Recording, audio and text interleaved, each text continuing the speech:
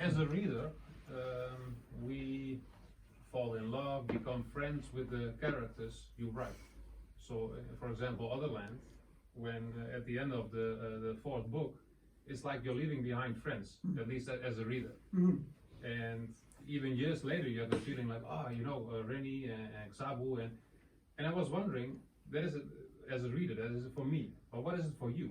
So are they, like you said, the story could be tugging at you, but it's also that a character is like, hey, I'm here and I'm still here, get back to me.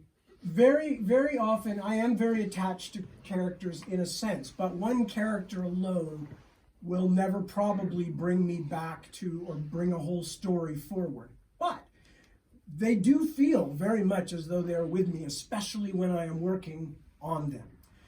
At the moment, I have just finished 2 books in the last few months, The Navigator's Children and my draft of Deborah's and my Tinker Farm books. And as a result, those characters have been living in my head. The Ostenard characters now for the last 10 years.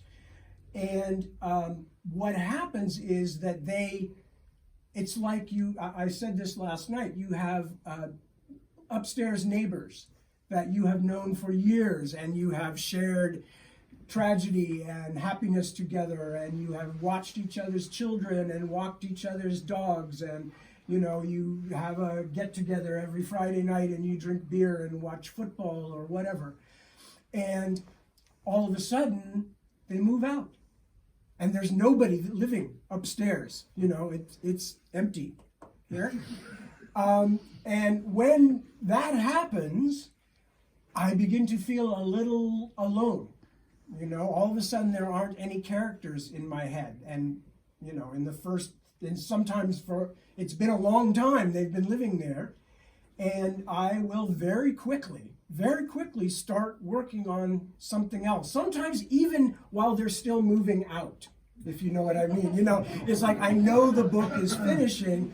I will start thinking about the next book just to make sure that there is still noise and laughter and tears going on upstairs, because it's much nicer that way than when it's just empty and no one's living there. So.